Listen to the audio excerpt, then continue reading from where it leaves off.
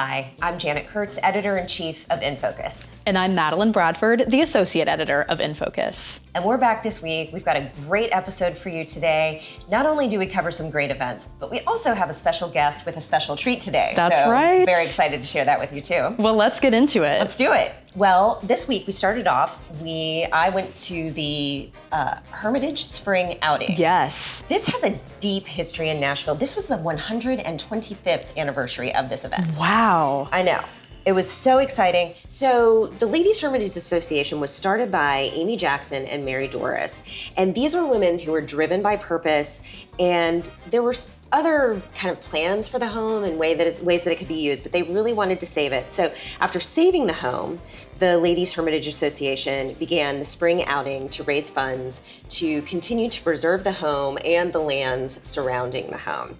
So this year, as I said, was the 125th outing, and that continued the legacy that Amy and Mary Doris started.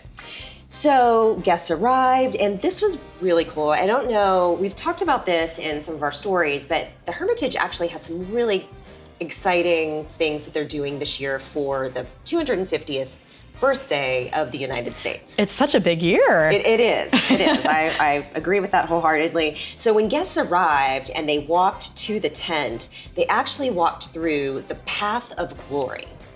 And the Path of Glory is a display of 1,776 flags that are planted that will be there this year that guests can walk through. It's a very powerful moment to walk through all of these, and they actually have different representations of different flags throughout America's history. Oh, amazing. Yeah, so that was really cool.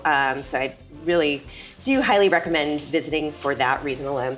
Our co-chairs this year were Suzanne Smothers, Jennifer Stadler, and Robbie Warner, and they created the perfect nod to the special day, including bringing in special guests, Nora O'Donnell and Kate Anderson Bauer. They have co-authored We the Women. So we have a copy of it right here. And if you don't know, Kate Anderson Bauer also wrote The Residents, which there is a Netflix series that is based off of that Shonda Rhimes did. It's excellent, you've gotta see it. But this book, oh my gosh. They talked about this book and they really shared that We the Women was created to spotlight the hidden heroes of American history.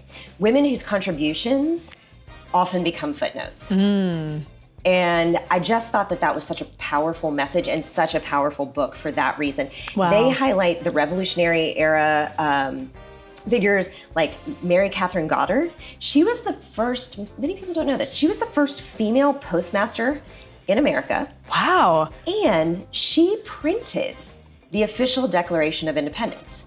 So they were, they write the Declaration of Independence, and they're like, we've got to get this out to the colonies, we've got to get this out. So she printed it. And her name, she's the only woman on the Declaration of Independence. Well, that's incredible, and I wish that Yes. detail wasn't left out of my history classes growing up. Exactly. Nice to know. But she also went on to fight gender discrimination after losing her job to a politically connected man. So that's Mary Catherine Goddard. She's one of the figures that they cover. Wow. They also talk about Rachel Jackson's lasting significance in American political history and reflected on personal attacks that she endured.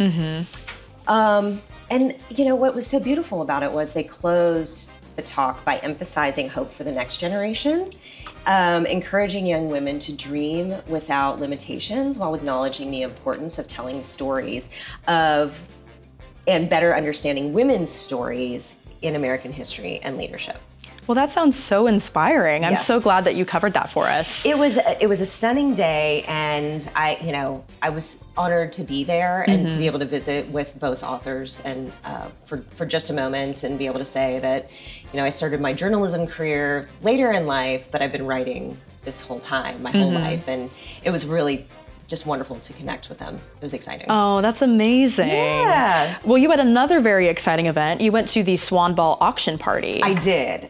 Now, if you remember from last week, we had a couple segments on that. We sat down with co-chairs Grace Clayton and Ann Williford and talked about the excitement of the auction coming up and some of the lots and things like that. And then, and this was really fun, we sat down with Dudley Richter of Richters of Palm Beach to talk about one of the auction items, this beautiful gold and diamond chevron bracelet that I got to model for just a very brief amount of time. It is, yes, it really was.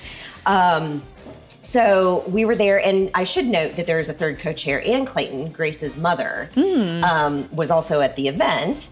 Now, they were the party co-chairs, and of course, we know our auction co-chairs were Terry Major and Jody Madison, and they put in so much, months and months of work in getting the committee together to create a swan-worthy auction and swan-worthy auction items. You know, everybody gathered at Belmead Country Club, which is kind of a traditional space for the event, and the reception was great, but then once everybody got seated, Hugh Hauser took over as MC, as he has done, and it was really so fun.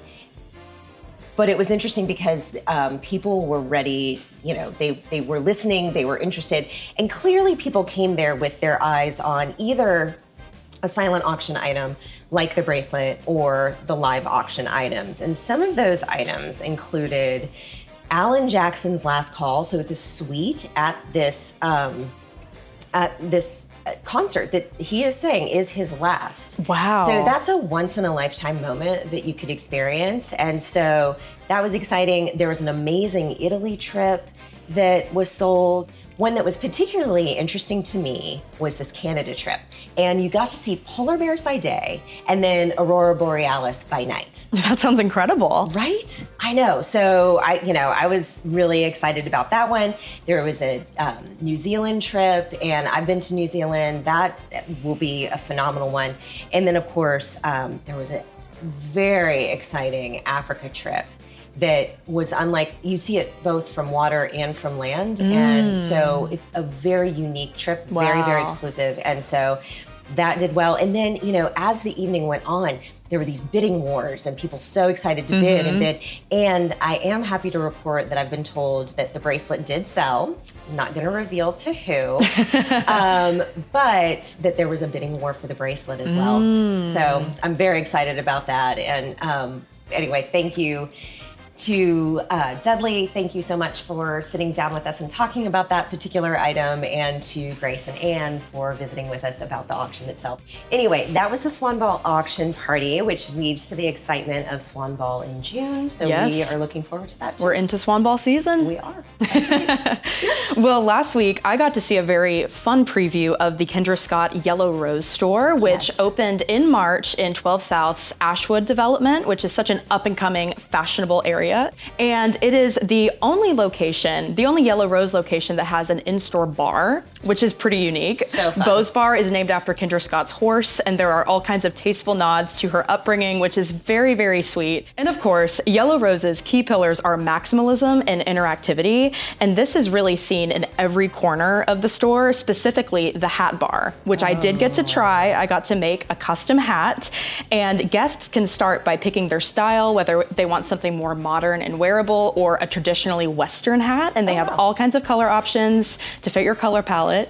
And then guests get a tray where they can choose all of the goodies that they want to include in their hat. And this is just such a feast for the eyes. There are feathers, beads, scarves, ribbons, antique charms and embellishments that are one of a kind. So you can really customize it and make it yours. I think I would be overwhelmed. Do they have guides there to help you? They do. It's a very hands-on experience, and the people there that work at the hat bar are so creative. They have such a great eye for this thing, and they can really help guide you through that whole experience. And then I personally grabbed a bunch of different things that I wanted to try out, and the woman who helps me make my hat was very helpful in telling me which pieces would look best. And she even found these little turquoise feathers that would look good, and they tied the whole look together. Oh my gosh. And you can also get branding on your hat with your initials or symbols. I got a little butterfly on the back of mine, and it is just fully customizable and such a fun experience. So I would definitely recommend trying that out.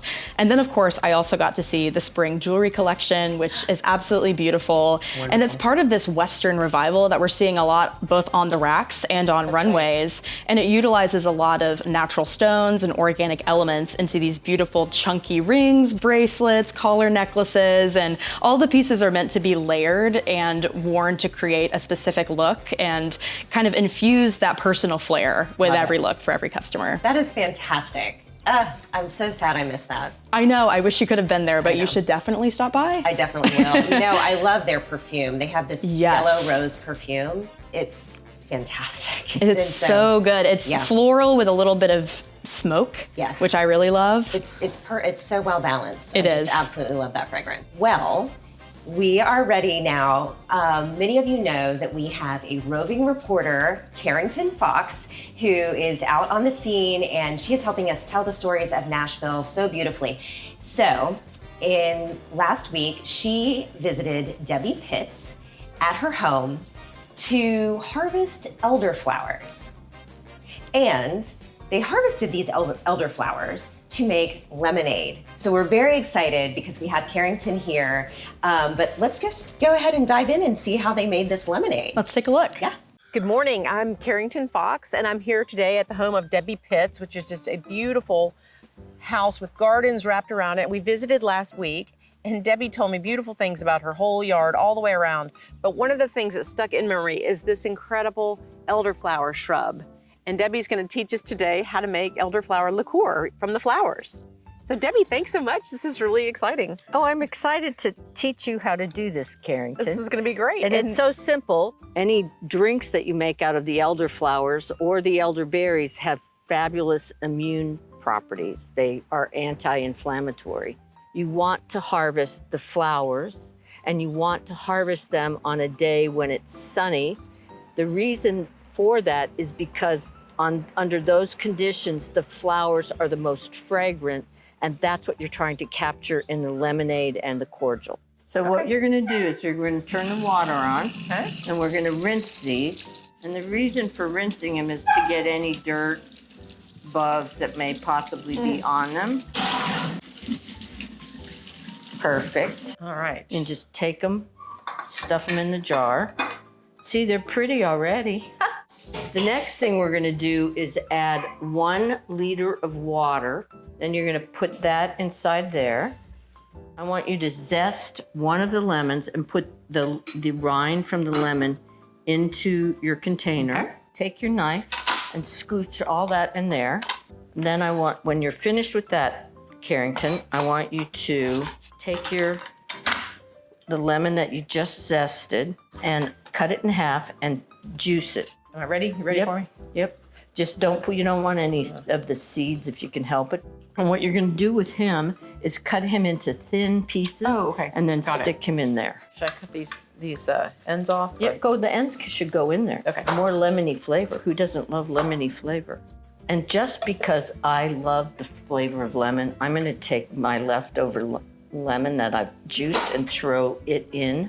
We're gonna take this piece of ginger. Okay. It says about 1 inch. So now slice it really thin. You could also grate this. Your version is going to be different from mine in that we're going to put in a couple of raisins. And you can use any kind of raisin. You can use golden raisins. You can use black raisins. The purpose of putting raisins in is that raisins have yeast, wild yeast on the outside of them. So you just put 2 raisins in there, and it's going to make this ferment more than this one will ferment. You have to feed the yeast that's going to grow in here naturally. And so you do that by putting 3 tablespoons of honey or 3 tablespoons of sugar. I personally prefer honey because I like the flavor of honey.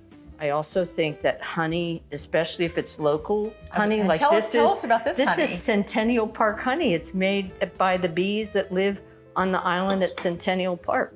After we've got this concoction all in there, we close it. You want to make sure that you have one of these gaskets because you don't want the liquid going all over the place. You're going to want to put this outside in the sun so that it can ferment. Okay. And what you want to do is you want to keep the top loose like that. Okay. Because it's going to ferment. If you keep it locked, it will explode. You don't want to do that. That's not fun. So Deby, if this turns out to be very strong, we could dilute it with something, right? Yes. What would you recommend? Well, it depends on whether you like fizzy or not fizzy. And so you can either add water, or you could add juice, or you could add sparkling water. I personally like adding sparkling water because I like that fizzy. I usually take it, put it in the refrigerator, and let it sit for a couple of days. Once it's become fizzy, you want to put it in the refrigerator. Well, this is very exciting. It's very beautiful. Isn't I might it just pretty? set it in the center of the table. Deby, thank you so much. This is a beautiful end result, and we're going to wait a few days, and then we will raise a glass to you, and cheers to this lesson. Thank you so much. Thank you, Carrington. Well, hello, Carrington. Hi, Madeline. Welcome to set. Thanks, Janet. What a pleasure to be invited onto the set of In Good Company. I know. Well, what a fun video you just did with Deby. That was so great. Well, So good. she is a terrific teacher. She has a beautiful garden. I can't wait to show it to you in the July issue with all the gardens. That's Yes, right. I know. It'll be That's going to be a beautiful. great It's feature. extraordinary. We visited in May, which was perfect.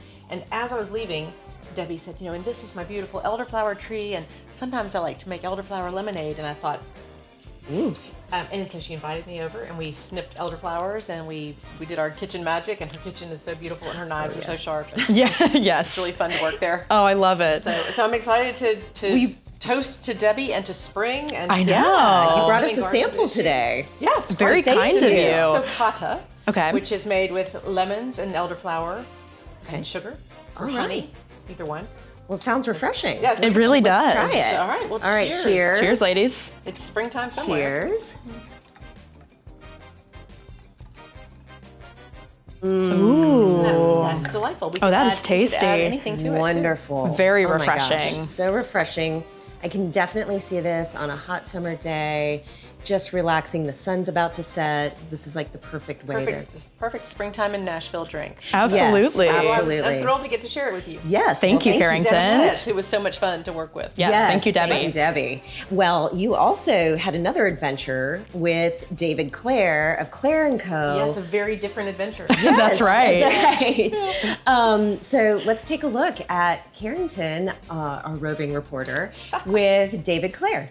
Well, I'm Carrington Fox, and I'm here with David Clair, who is going to help me polish and fix and otherwise bring back to life this beloved family table that has some nicks and scrapes on it. Nice to see you again, Carrington. I appreciate. Thanks for having us over. This is great. Of course, I love antiques, so it's always a treasure to bring things in and get to go over them and whatnot. So, what do you want to do with the table? What do you want to accomplish with it? Well, two things. I would love to know how to take care of it, just how to be a steward of this table. But also, it's got some imperfections, water marks and scrapes, and maybe a burn. And I'd love to know what the options are for bringing it back to life. Okay. Former glory. Good. It's actually in really good condition, as best I can tell. I haven't got a chance to look the whole thing over. It's a little dry, I can see that, but the legs look like they're intact. I don't see any evidence of previous repair work on it. All the inlay is tight, which is sometimes a problem with inlay pieces and veneer pieces. The veneer comes loose as it dries out. I can see there's some wear to the top, which is mostly water damage and what I would refer to as blushing. There's like little evidence of white spots, which is just humidity. What I would propose that we do is we remove the lacquer finish that's on here. It's just a lacquer finish, which is shellac based. We can easily clean that off. It's pretty non-invasive. And then I will do some light sanding to sort of bring this down flat. And then we can just easily reapply a shellac finish and then French polish the whole thing out. It's gonna remove all the light surface damage that you have here. And it really doesn't affect the value. It's actually gonna bring it back up. So, David, I feel like I'm on an episode of Antiques Roadshow. What would this go for at auction in the spirit of that show? Well, I would say at auction, I wouldn't do auction. You'll actually get better pricing from a private sale. But a table like this is an Italian table. It's from the 19th century. They're not super uncommon. You do see these from time to time, but they're really wonderful tables, and they actually are highly sought after. A table like this should retail from anywhere from $1,500 to $2,500, depending on the intricacy of the inlay and the condition. And yours is in actually excellent condition with nice inlay. So Right. I would assume that it would probably be north of $2,000. Terrific. Well, thanks. Well, we'll probably keep our puzzles and lamps and thermoses on it, but, but it's good to know where it could go. Exactly. All right. Well, David, thanks so much. I can't wait to see what you do with it. Looking forward to coming back. I'm at Clair & Company on 4th Avenue South, and thank you so much for all your help. Here is your lovely Italian table. Gosh. And so, I kept the restoration strictly to the surface finishes. You had a little bit of issues on the banding here, which I repaired. You were missing, I think, 4 pieces. I went ahead and cut new blocks and installed those for you. Thank you. The finish that was on here came off. It was pretty dry water damage. And then you had one piece, somewhere on one of these was a little loose.